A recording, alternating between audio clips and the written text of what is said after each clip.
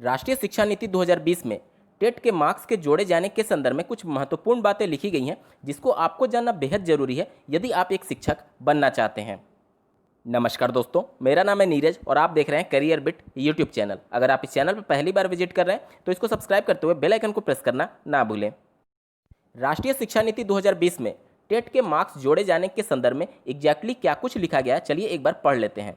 Screen पर आप देख पा रहे होंगे, यहाँ पर देखिए, शिक्षक पात्रता परीक्षा सामग्री एवं शिक्षा शास्त्र दोनों के संदर्भ में बेहतर परीक्षण सामग्री को विकसित करने के लिए मजबूत किया जाएगा। स्कूल शिक्षा के सभी स्तरों, बुनियादी, प्रारंभिक, मिडिल और माध्यमिक के शिक्षकों को शामिल करते हुए भी टीईटी को विस्तृत किया जाएगा। विषय शिक्षकों की भर्ती में उनके संबंधित विषय में प्राप्त टेट या एनटीए परीक्षा के अंकों को भी शामिल किया जाएगा।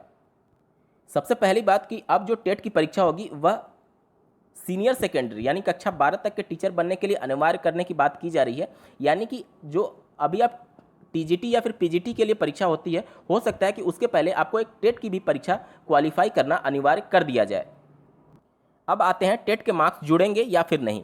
तो यहाँ पर स्पष्ट लिखा है कि विषय शिक्षकों की भर्ती प्रक्रिया में उनके संबंधित विषय में प्राप्त टेट के अंकों को भी शामिल किया जाए। विषय शिक्षक का मतलब ये होता है कि कोई टीचर किसी पर्टिकुलर सब्जेक्ट को पढ़ाने के लिए उनको हायर किया गया है सरकार के द्वारा। जैसे अगर बात करें आप टीजीटी या फिर पीजीटी की, तो जो उनके शिक्षक होते हैं वह स्पेशली एक ही सब्जेक्ट को पढ़ाने के लिए हायर किए जाते हैं। जबकि आप प्राथमिक लेवल पर देखेंगे तो ऐसा कोई भी विषय शिक्षक नहीं होता है, उनको सभी सब्जेक्ट्स को पढ़ाने होते हैं प्राथमिक लेवल पर। और अगर उच्च प्राथमिक की मैं बात करूं तो उसमें भी जब आप टेट की परीक्षा में सम्मिलित होने जाते हैं तो आपके विषय वर्ग को पूछा जाता है कि आप कला वर्ग से हैं या फिर गणित या विज्ञान वर्ग से हैं। तो आप देखेंगे कि थोड़ा थोड़ा डिफ्रेंशिएशन उच्च प्राथमिक से ही प्रारंभ हो जाता है विषय शिक्षकों के लिए।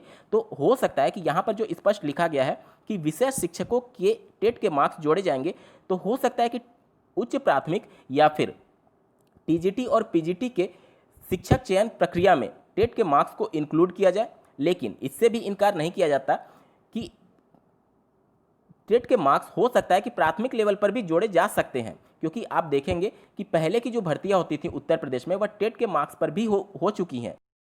तो ऐसा नहीं है कि अगर प्राथमिक का इसमें जिक्र नहीं किया गया तो प्राथमिक में टेट के मार्क्स नहीं जुड़ सकते। वह उत्तर प्रदेश शासन का या फिर किसी पर्टिकुलर राज्य का विषय होगा कि वह शिक्षक भर्ती प्रक्रिया में टेट के मार्क्स को कितना अहमियत देना चाहते हैं।